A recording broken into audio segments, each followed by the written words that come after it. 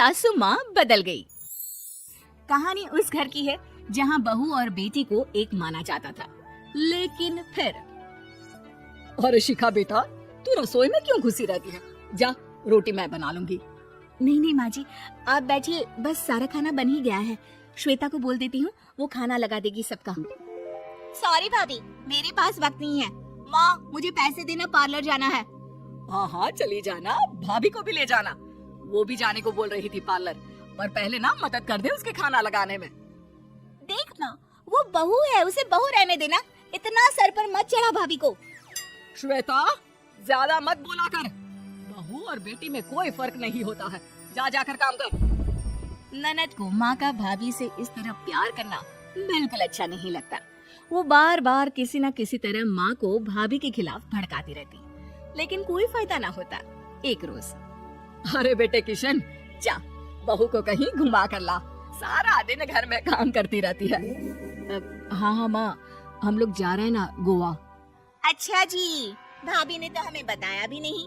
वैसे तो सारी पंचायत करती है, ये गोवा वाली बात क्यों छुपा गई हमसे? अरे क्योंकि उसे खुद नहीं पता था बहन। मुझे टिकट सस्ती मिल रही थी तो मैंने बुक कर दिया। हाँ शिखा, पैकिंग कर ले, संडे हम जा रहे हैं गोवा। दोपहर में शिखा पैकिंग कर रही थी कि सास आ जाती है। ये क्या बहू, साड़ियाँ? अरे गोवा जा रही है घूमने या फिर शादी में मायके है? माँ जी, ऐसा कुछ है ही नहीं, समझ में नहीं आ रहा क्या रखूं कपड़े में। अरे तेरी और श्वेता की साइज तो एक ही है, उसके कुछ मॉडर्न कपड़े ले ले, आकर लौटा देना। हाँ माँ जी, ये ठीक रहेगा। शिखा श्वेता के पास जाती है और उससे कपड़े मांगती है। ना जी ना, मैं अपने कपड़े ना दूं, वैसे भी फैल जाएंगे मेरे कपड़े, बहुत महंगे वाले हैं। शिखा मुंह लटकाकर कमरे में आ जाती है तो सास कहती है, चल तैयार हो जा, तुझे मैं शॉपिंग करा कर लाती हूँ गोवा की। बस फिर क्या था, सास बहू निकल जाते हैं मार्केट और एक से बढ़कर एक ड्रेस खरीद कर घर आते हैं।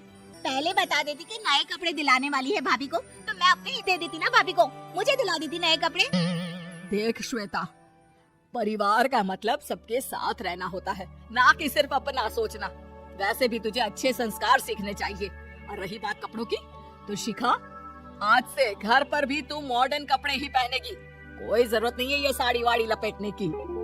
क्या था, घर पर श्वेता और शिखा एक जैसे रहते।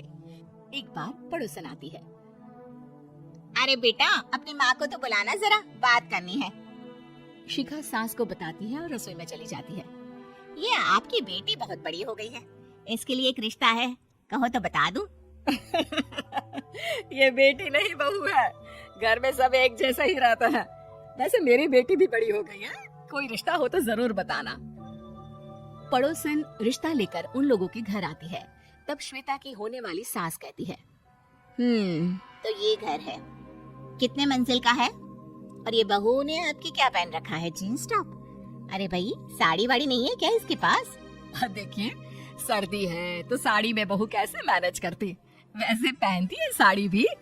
देखिए, हम लोग ठहरे पैसे वाले लोग, कोई कमी नहीं है हम लोगों के पास पैसों की, बहुत पैसे हैं, जमीन, नौकर चाकर, कार, सब कुछ है, लेकिन घर में संस्कारी बहू चाहिए, समझ रही है ना आप?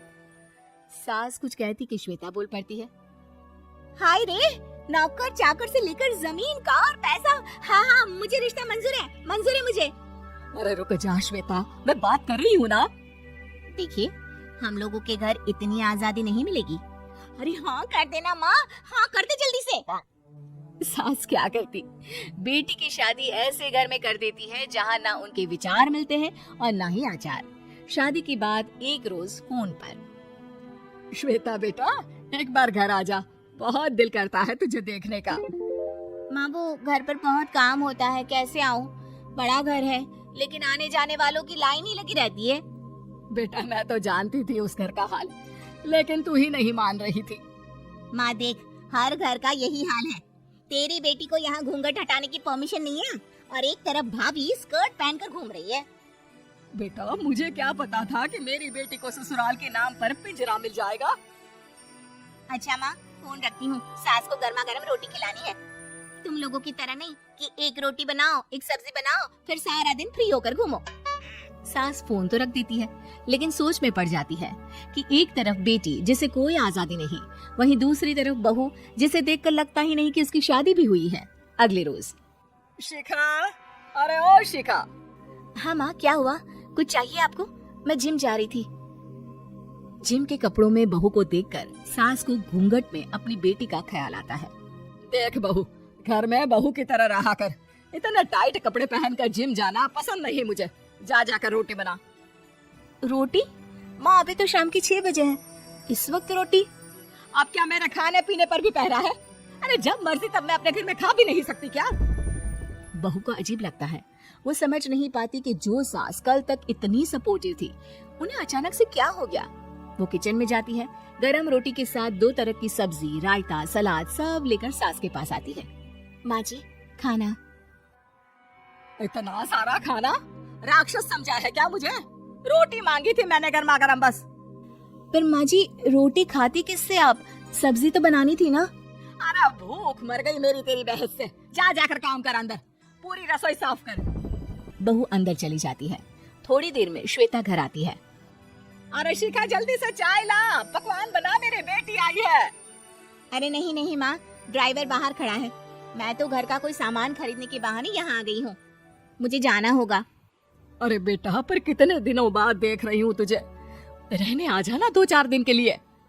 आ जाऊंगी माँ, जब मेरी सास मरेगी तब। मैं तो रोज मन्नत मानती हूँ कि मेरी सास मर जाए तो अच्छा है। अच्छा चल, जा रही हूँ माँ। हे भगवान, कैसे कैसे दिन देखने पड़ रहे हैं मेरी बेटी को। सास अंदर जाती है, जहाँ श्वेता की जिम वाली सहेली का फोन आया होता है। क्या बात है, आज जिम नहीं आई? अरे पता नहीं यार, आज माँ को क्या हो गया अचानक। पर खैर कोई नहीं, लगता नहीं कि मैं अब जिम आ पाऊंगी। शिखा स्पीकर पर बात कर रही थी, जिसे सास सुन रही थी। यार ये सास ना होती ही ऐसी है। मैं तो कहती हूँ बुढ़िया जल्दी मरे और तू आराम से जिए। शिखा को सहेली की बात पर गुस्सा आ जाता है। माँ के मरने की कौन सा बच्चा दुआ मांगता है मोहिनी? आगे से ऐसी बात मेरे सामने मत करना। हमारे घर की शोभा ही माँ है।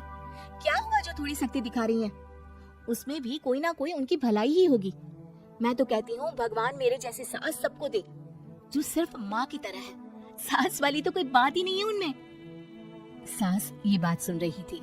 उनकी आंख में आंसू आ जाते हैं कि क्यों वो बेटी की किस्मत में बहू को भी भागीदार बना रही थी। शिखा, अरे ओ शिखा, क्या हो गया? जिम नहीं जाना क्या?